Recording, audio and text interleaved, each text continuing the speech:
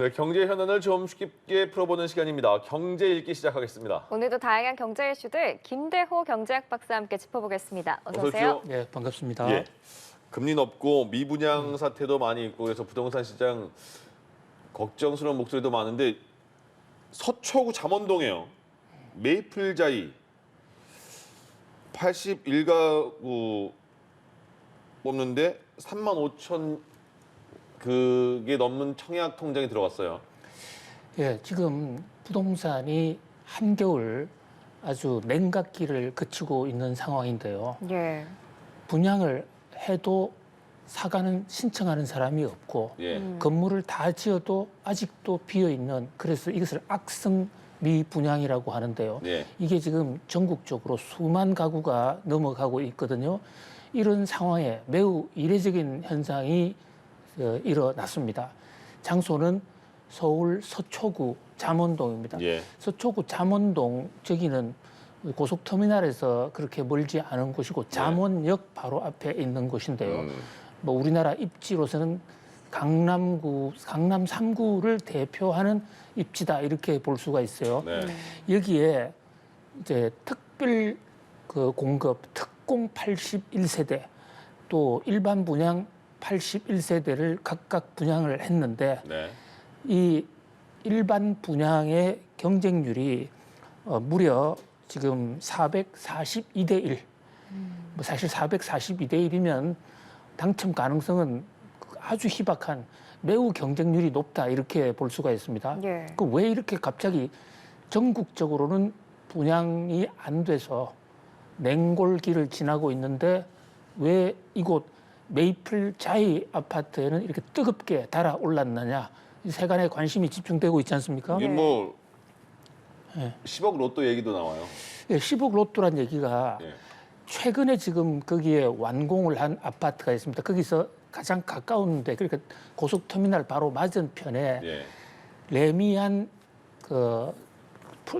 레미안 원 베일리, 예. 원베일리 레미안이라는 곳입니다. 예. 이게 삼성건설에서 지은 것인데, 그러니까 삼성물산. 이 아파트에 지금 51제곱미터에 최근에 팔린 가격이 약 28억 정도의 거래가 됐는데요. 동일 규모, 59제곱미터. 예, 59제곱미터. 예, 예. 59제곱미터가 평수로 하면 25평 정도 네, 돼요. 보통.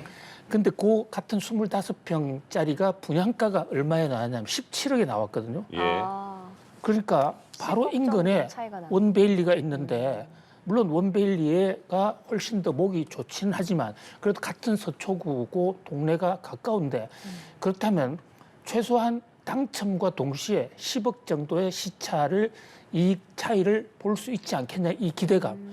이게 뭐 전국적으로 많은 어떤 청약자들을 만들었다 이래 봅니다. 예. 그러면 이 시세 차이가 왜 일어나느냐? 바로 이것은 우리나라의 독특한 지금 분양가 상한제라는 거. 분양을 할 때는 아파트 가격을 일정 금액 이상 못 받도록 법으로 통제를 하고 있습니다. 예. 그러다 보니까 분양할 때가 바로 자기 집을 싼 가격으로 마련할 수 있는 좋은 기회다, 이런 인식이 일어나면서 예. 그 분양가의 차이가 큰 곳으로 몰리는데, 지금 전국적으로 보면 다른 지역은 분양가와 이 일반 시세의 차이가 별로 없거나 오히려 거꾸로 역전이 되어 있는 곳도 있어요. 네. 예.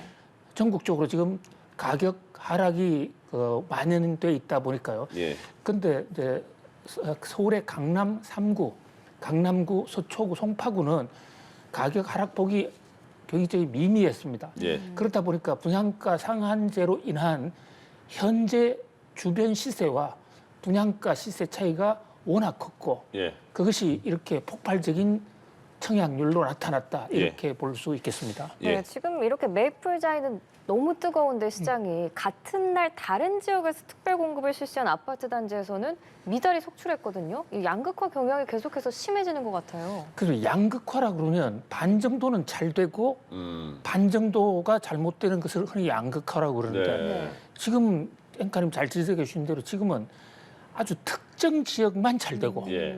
나머지 99%는 찬바람에 쌩쌩 부는 그런 예. 좀 요상한 형태의 양극화예요. 이것은 전체적으로 부동산 경기가 이렇게 냉각돼 있는 상황에서 분양가 상한 제도의 어떤 가격 왜곡 이런 것에 따라서 예. 일시적으로 일정 지역에 몰리는, 그러니까 웬만한 사람들은 이렇게 시세 차이가 크지 않은 로또 기대액이 크지 않은 곳에는 분양을 신청도 하지 않고 기다리고 있다가 예. 이런 목 좋은 데만 골라서 지금 신청을 하는 그런 경향이 굉장히 두드러지거든요. 예. 정부가 분양가 상한제는 사실상 분양가를 낮추면 집값이 떨어질 것이라고 해서 예. 문재인 정부 때 만들었습니다만은 실제로 그런 효과가 일시적으로 있습니다만은, 그러나 분양가와 시세와의 차이 가격이 너무 크면 이게 또 로또 효과를 낳아서 예. 일부 지역에만 집값이 오르는 쏠림 현상도 나타날 수 있다는 것을 보여주는 예. 단적인 사례가 아닌가 싶습니다. 네. 알겠습니다. 앞서 비교했을 때 59제곱미터를 25평이라고 했는데 59제곱미터는 18평, 예전 18평으로 예.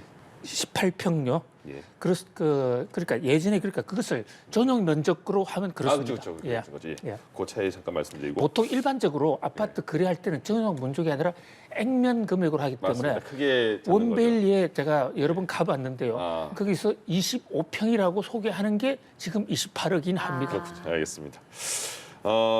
그 아파트 거래량이요. 1월 달 보니까 좀 늘어났는데 이게 특례 보금자리론이 지금 이제 끝나고 그 신생아 특례 대출이 생긴 거잖아요. 그렇습니다. 예. 요 영향이 있다고 봐야 될까 아니면 요거랑은 좀 별개로 봐야 될까요? 예, 지금 서울과 서울 인근 수도권 일부 지역에서 1월 달에 아파트 거래량이 아주 조금 회복되는 것 같다, 그런 미세한 조짐이 있는데요. 예. 지난해 10월 달, 11월 달, 12월 달 같은 세 달 동안은 아파트 거래량이 계속 급전직하 떨어지기만 했었거든요. 근데 1월 달 최종 통계가 나오지는 않았는데 추정치로는 조금 늘어난 것으로 보입니다. 자, 지금 말씀하신 대로 특례 보금자리론에 한도가 다 소진이 돼서 예. 지난해 하반기부터 더 이상 대출을 못 해줍니다. 이제 그러다 보니까 특히 중산층들, MZ 세대들이 아파트를 살 수 없는 상황이 돼서 거래량이 줄었다는 지적이 있었는데 예. 네. 지난해 연말부터 올 1월까지 이제 신생아 특공이라는 게 생겼습니다. 네네. 그러니까 아기를 새로 낳는 것은 물론이고 예.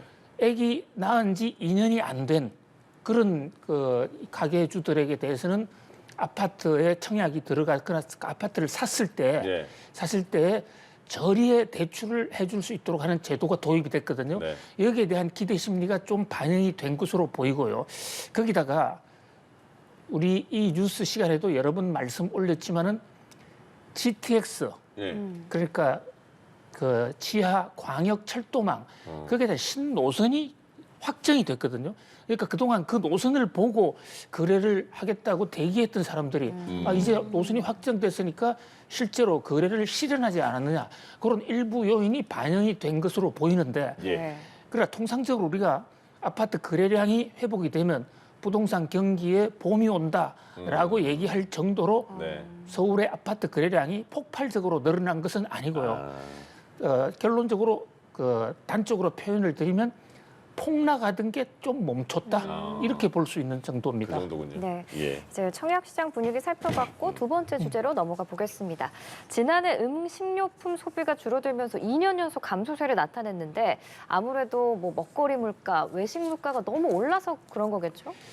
경제학자 중에요, 식료품 가격과 소득 수준을 비교한 유명한 학자가 있습니다. 네. 독일의 경제학자 엥겔이라는 분인데요. 예. 엥겔 계수라는 게 있어요. 예. 보통 우리가 경제 통계는 국민 소득도 높은 게 좋고 이러니까 네.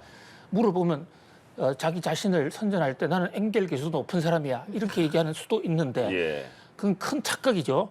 엥겔 계수는 가난한 사람들, 가난한 사람들일수록 먹고 사는 비중이 높다. 생활에 비해서. 예, 이게 엥겔 계수입니다. 예. 그러면 요즘 경제가 안 좋으니까 식료품 비중은 좀 늘어나야 되는 게 예.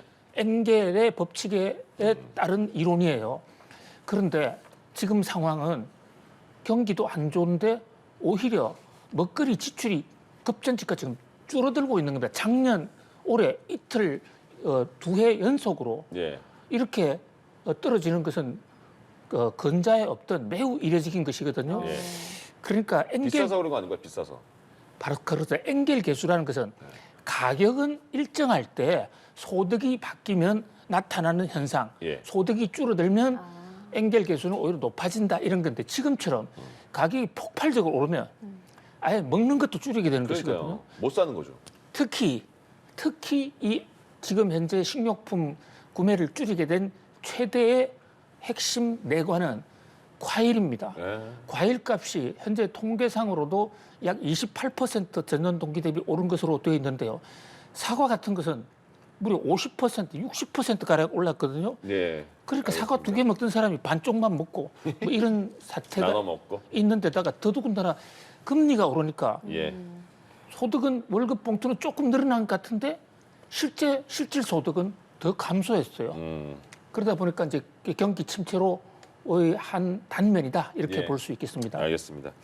마지막에는요. 국내 최대 해운사가 H&M인데 H&M을 팔려고 하는데 할인 쪽에서 사려고 했는데 이게 왜 무산이 된 걸까요? 예, 지금 H&M이 뭐냐? 그대로 읽으면 이렇게 돼요. 네. 현대 마린 머천트 마린이라 해서 네. 원래 현대 상선이라는 회사입니다. 예. 우리나라가 삼면이 바다고 우리는 또 북쪽이 막혀 있기 때문에 무역 대국인 우리나라 입장에서 움직이는 것은 바닷길밖에 없어요. 예. 굉장히 중요한 겁니다. 이 상선으로 실어 나르는 게. 예. 그런데 이게 10여 년 전에 한진해운이 망하고 현대상선도 도산을 했습니다. 그래서 산업은행이라는 국가기관이 이것을 정부 자금으로 지금 대신 관리하고 있는데 예. 산업은행도 그 자금 운용에 한도가 있으니까 이것을 민영화시키겠다, 팔겠다. 요즘 해운 경기가 코로나 이후로 좀 회복이 됐어요. 네. 그래서 여러 군데 입찰을 했는데 그중에 우선 협상 대상자로 하림, 닭고기 만드는 하림이 당첨이 됐었죠. 네. 예. 우선 협상자로 당첨이 됐는데 오랜 기간 협상을 했습니다만 결국 결렬이 됐습니다. 이유는 서로의 조건이 맞지 않았기 때문인데요. 예. 현재 가격 조건은 서로가 맞았어요. 예. 그런데 하림이라는 회사가 사실은 그 자기가 인수하려는 H&M이 하림보다 더 크거든요. 그러니까요. 그러니까 보통 고래가 새우를 먹는데 예. 이번에는 새우가 고래를 삼킨다. 이런 얘기도 나왔더랬습니다. 예. 근데 이제 문제는 이 하림이 부족한 그 돈을 마련하기 위해서 사모펀드 이런 데 자금을 몰아왔는데 예. 이 사모펀드는 5년이 지나면 그 돈을 주주들한테 투자한 사람한테 돌려줘야 됩니다. 그래서 이 인수한 이후에 주식을 일정 기간 보유하는 조건 문제를 둘러싸고 의견이 맞지 않아서 그렇게 결렬이 됐거든요. 결국 이제 산업은행 입장에서는 이 H&M 민영화가 차질을 빚게 되고 예. 뭐 그로 인해서 좀 사실 자금 운용에도 좀 불편을 겪게 될 것으로 보입니다만은 그러나 보다 근본적으로는 예. 국가 기관 산업이라고 할 수 있는 H&M이라는 현대 상선이 좀 제대로 된 기업에 넘어가는 것이 더 옳지 않겠느냐라는 시각도 있습니다. 예, 알겠습니다. 오늘 경제 읽기 김대호 경제학 박사와 함께했습니다. 고맙습니다. 고맙습니다. 감사합니다.